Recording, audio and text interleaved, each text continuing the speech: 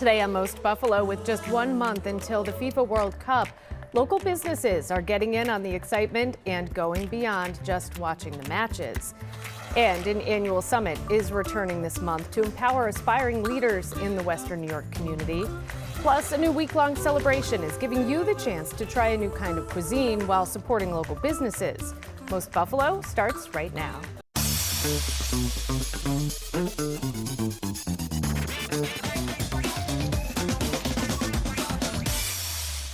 Hi there and welcome to Most Buffalo. I'm Kelly Dudzik. Lauren has the day off. We are exactly 1 month away from the FIFA World Cup, and here in Western New York, local businesses are gearing up for all of the excitement.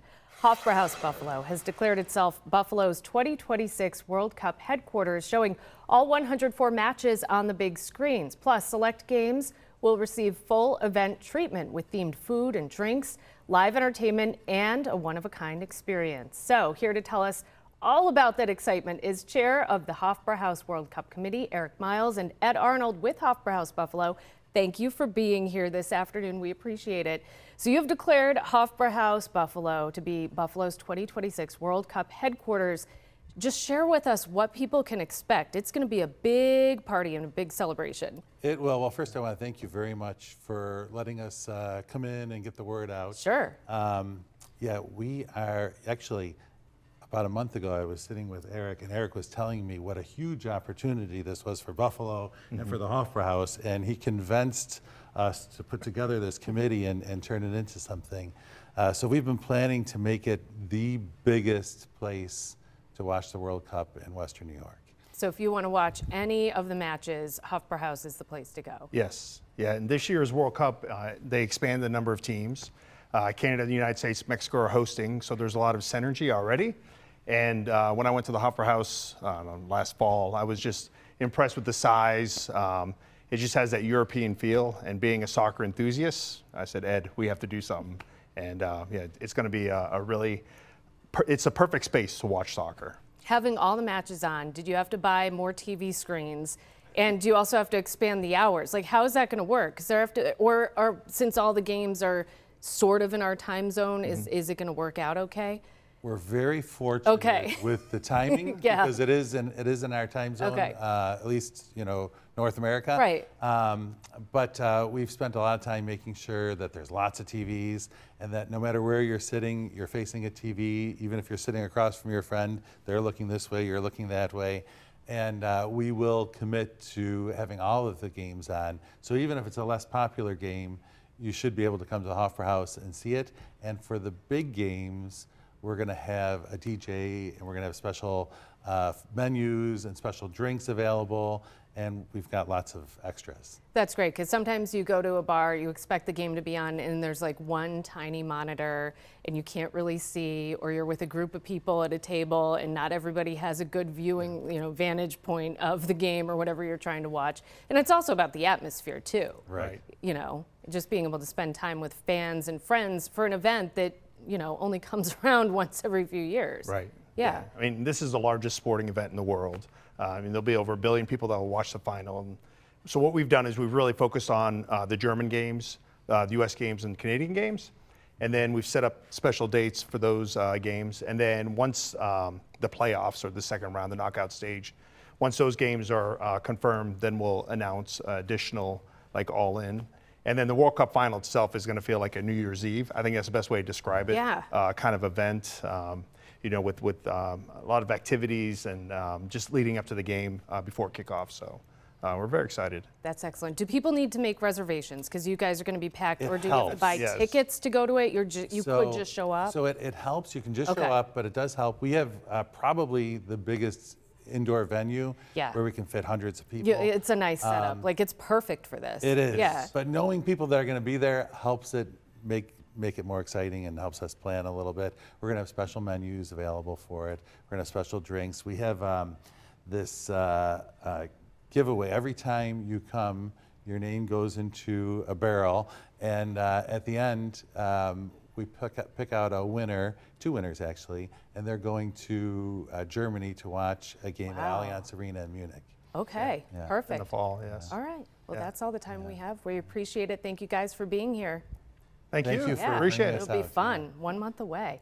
All right, we're going to turn now to the Sabres, and for some people, this playoff series against the Canadiens hits a little differently. Their loyalties are split between where they grew up and where they now call home. 2 on your side's Courtney Courtwright explains.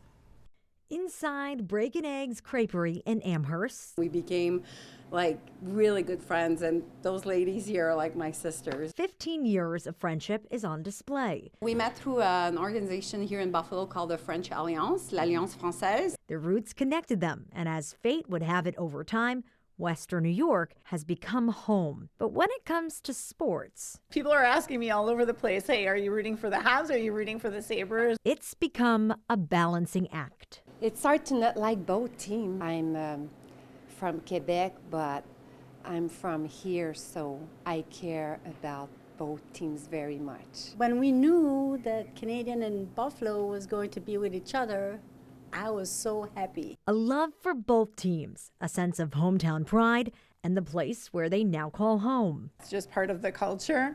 So yeah, I'm a Canadiens fan first and then Sabres fan. I'm originally from Montreal, so that I will always vote for them first, and then Sabres are right after. Divided loyalties. Obviously, I want the Sabres. She wants the Habs. One TV is all Canadian and the other TV is all Sabres. They say more importantly than this series is the connection between the communities. Exciting for everybody, for the community, for people across the border. It brings everybody together. Hockey is it's a great sport. And that was Courtney Courtwright reporting. These Stanley Cup playoffs have been bringing Hollywood to Buffalo after William Fichtner banged the drum before Game 1 of this series. Another renowned actor came here for Game 2. Wyatt Russell, who you may know as the son of Kurt Russell, and from the Marvel Cinematic Universe, made a special appearance at Hofbrauhaus Buffalo before leading a spirited parade marching to the KeyBank Center for Game 2 against the Canadiens. Per capita in the United States, most watched city, most watched hockey city is Buffalo. And so for me, having been an ex-pro hockey player for a little bit, minor pro in Europe, but I played hockey my whole life, the people are very much, I was a goalie, so I've got problems. But you know, that to me speaks to my heart, and that is what is special about my time spent in Buffalo, is just the care that they take around hockey. No, I haven't been to other, I know Minnesota has their own version, Boston has their own version, but Buffalo is very unique, and I love it. The NHL says Buffalo has become one of the league's most compelling stories, and now the team and its fans are being featured in an online series. 2 on your side's Claudine Ewing explains. How about those Buffalo Sabres taking over the hearts of Buffalonians in a quest for the Stanley Cup? The Buffalo Sabres have snapped an NHL record 14-year playoff drought. We've been doing Quest for the Stanley Cup for a bunch of years, and this year we decided, you know what, let's look at it a bit differently. Steve Mayer is president of NHL Content and Events. He explains how Buffalo is in the mix. We started with Buffalo. And why? Why not? Like, Buffalo, the most compelling story in the NHL. Having not made the playoffs for 15 years, we saw the buzz in Buffalo, and we just couldn't imagine what it would be like for the playoffs, and now we know. The most compelling team, he says. Let's trust in what you're doing. Buffalo, quest for the Stanley Cup. There are 4 episodes. I think people in Buffalo are going to hope that 4 episodes feature the Buffalo Sabres, because that means the Sabres are in the Stanley Cup final. They want to get the crowd in this game right off the bat, so first 5 minutes, 5-5. Let's get the puck going to the net. Believe in yourself, believe in your teammate. Let's go to work. You meet the fans. I mean, the fandom in Buffalo is through the roof, and it's a wonderful opportunity for the rest of the fans, not only in Buffalo, but all over the world. Buffalo wants a Stanley Cup bad. On your side. Let's go get the next one! Claudine Ewing, Channel 2 News. Thank you, Claudine. More than 400 D'Youville students walked across the stage over the weekend into the next step of their lives. Some of them also walked into the record books. The university says 524 people took part in a synchronized foot clap during commencement, helping set a Guinness World Records title at Harbor Center. And they did it with the help of keynote speaker and former Buffalo Bill, Matt Collins. For the things that I've done that I, started off doing just for fun and for education and to kind of pass along that type of thing, to turn into the honor of getting an honorary doctorate and giving a commencement speech to a lot of young individuals who are going to do greater things than I've ever done. It really is just an honor. The celebration also included Deauville's Dog Ate My Debt tradition. The university says that's when one graduate is selected at random to have their student loan debt paid in full. There's much more to come on Most Buffalo. A local foundation is empowering aspiring leaders. We'll hear more about the upcoming Leadership Summit coming to UB Center for the Arts.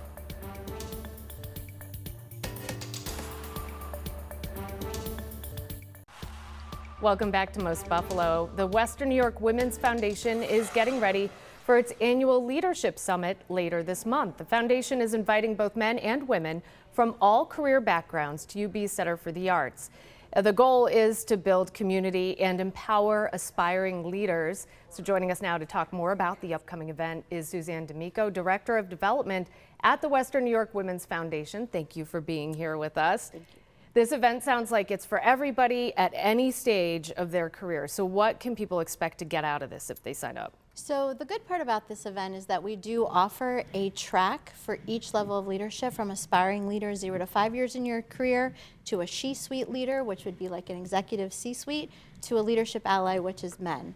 And we've put the programming together based on the needs of those pathways so that it's really designed to help women and men at that level of their career. Plus, the theme of the event is owning your power, which of course is the leadership piece, but it's also about building community. And we really want to bring all of these folks together so that we can work collectively to help move the needle for women. So it sounds like it's really tailored to your experience level when you sign up. And then what kind of panelists will people be hearing from? Because it's also a wide variety of people who've gone down a bunch of different career paths. Yes, so we definitely have a UB keynote speaker panel that is our opening session, and UB has amassed a really lovely group of alumni, including an astronaut. Wow. So it's a very dynamic group of women, but we've also looked at the acumen that our attendees are looking to gain, and we've found speakers to really match that acumen. Because I'm sure throughout the years you get feedback and you do surveys, so you find out what people want to hear and the kinds of people they want to hear from. Yes, we always do post surveys, and then all year long we collect data, and that's how we decide on the topics. Nice. And besides the sessions, this is a great networking event because you're going to be interacting with people you might not, come across in your daily life or at your job. So I would think that maybe like certain mentorships could happen, or you might meet somebody who's in a career path that you want to switch to. Yeah, it is actually a very cool concept. Yeah. So the very beginning is called community building. We're going to do a very strategic networking session so that we are helping women facilitate that networking, because not everyone is comfortable in that space. So we will have aspiring leaders, she-suite, emerging, experienced, and our leadership allies all together to help them network and navigate that environment. But also we're encouraging everyone to bring their business cards, and we're leaving them with, they need to, be able to collect as many of those cards as possible throughout the day, but we're going to give them vehicles to do that effectively. Especially in a post-COVID world when a lot of things went online, or if you came out of school during COVID and you're not used to interacting with people in person in a workplace environment, something like this could be super helpful. Yes, and we really are hoping there's going to be about 800 people there. Wow. And so we are really working hard to make sure that we give the vehicles for everyone to meet as many people as possible. If somebody wants to register, do they still have time? What do they need to do? So ticket sales close on Friday, and they would go to our website, which is WNYWomen'sFoundation.org, and there's a pop-up right as you get to the homepage, and it takes you right to the ticketing site. Perfect. We'll make sure we put a link up as well. Excellent. All right. Thank you, Suzanne, for being here. Well, next on Most Buffalo, this weekend we celebrated Mother's Day, and a full circle moment happening inside the neonatal intensive care unit of Sisters of Charity Hospital. A longtime NICU nurse is finding support from the people she's worked with for years. Two on your sides, Alyssa Clausel has this story. This is Caleb. He was born at 34 weeks, so he's 6 weeks early. Baby Caleb is one of the newest patients inside of the NICU at Sisters of Charity Hospital. I know, he's just like relaxing.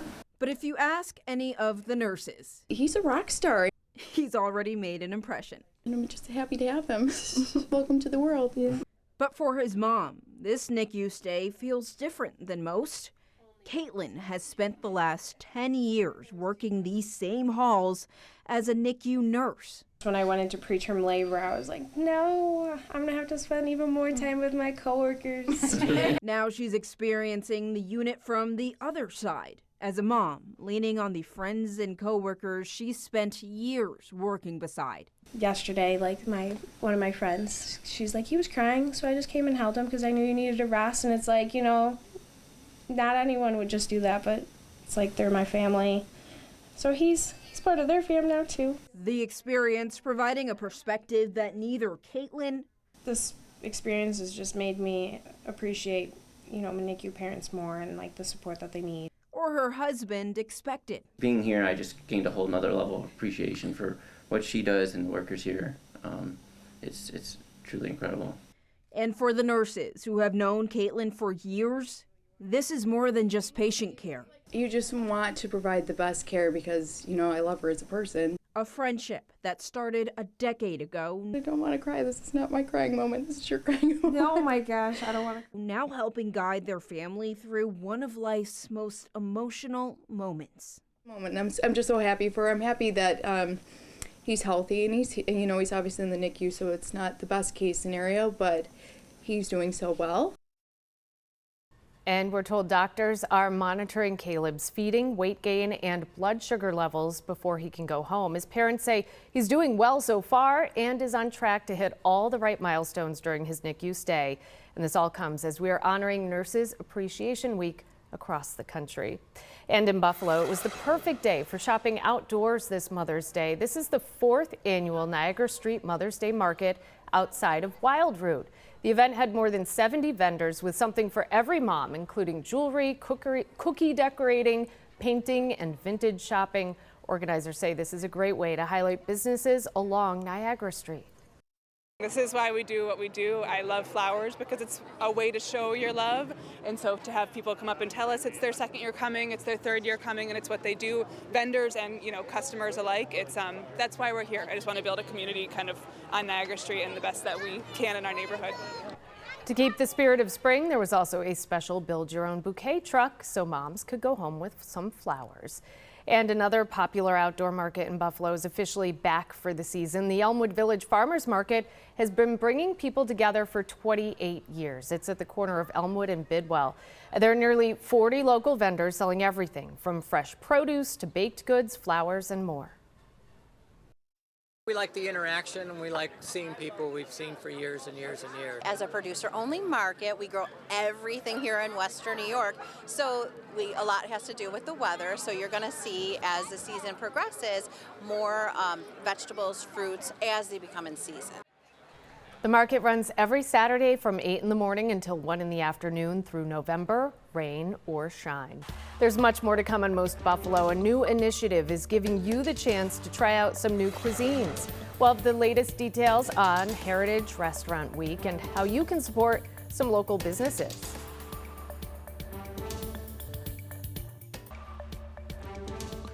We are back here on Most Buffalo, and the General Pulaski Association is hosting a multi-ethnic restaurant week with special menus and discounts. The goal is to help Western New Yorkers discover some new cuisines and learn more about local restaurants. And as it wraps up, there's also a special event highlighting the work and impact of Asian American leaders at the Buffalo History Museum. It's all in celebration of Erie County's 250th anniversary. So here to tell us more about it is the president of the General Pulaski Association, Joseph Ray, and Preeti Govindaraj with the Erie County 250th Commemorative Commission. Thank you for both being here this afternoon. So we're in the middle of Restaurant Week. Tell me about some of the restaurants that are taking part and the cultures they celebrate, because they need to get some love. There's always like a generic Restaurant Week, but this is like highlighting certain restaurants. Exactly. Yeah. Well, yeah, the main goal of the Restaurant Week, or Heritage Restaurant Week, was, you know, a lot of these restaurants, they lay the fabric for our cultural community. Yeah. They're the ones that are keeping it going. So as much as we might be proud to be Polish or Italian, but you might have 50% of something else that there's no community organization a part of it. And these are the people that are keeping that tradition going. But you know, how many times do you drive down the road and you see that little restaurant that you never even think about going? And this is another reason to give that restaurant a chance. You go to generalpulaski.com to get a list of all the different restaurants. I mean, there's literally we covered almost everybody that's like got some kind of presence in Buffalo, but it keeps growing. I mean, once we start it, there's still restaurants that want to be a part of it. Yeah, so we're very excited what's going to even happen in the future with this. And people gather over food and share stories, and restaurants are a perfect gathering place. Food, drink, music, everything. It's tough out there for small businesses right now, and a lot of these restaurants are small family-owned businesses. So what does something like this Restaurant Week mean to them so that people go and maybe you will find your new favorite restaurant? Exactly. Well, this is exactly why the Erie County 250 Commission picked up this project. It supports the Commission's goals exactly, which is to support and celebrate what makes our social and cultural fabric here very special in Erie County. And the stories that these restaurateurs bring are fantastic. Some go back to 1837. Wow. Some are much more recent, but you find these common threads in humanity that bind us together. And they serve as places where we gather for food, places where we gather for support network, places where we meet people, places where we reminisce. And so it's a perfect occasion for us to kick off this year of 250 celebrations. And we're so excited to do this in partnership with the General Pulaski Association, which brought the idea forward. The Pulaski Association actually on Wednesday, we're actually having our board meeting at one of the restaurants. So, you know, I mean, it's really giving back to the people who constantly give to us. It's just, you know, you could have a hamburger, cheeseburger anytime, or pizza. Right. So there's an opportunity to, again, put the extra focus to places, people that are in your neighborhood that you might not always look at. And meet new people, make new friends too. Like it's Right. really, it's a community building thing is what it is. It really is a most Buffalo Yeah. thing. Really, it's something that our community really gets behind.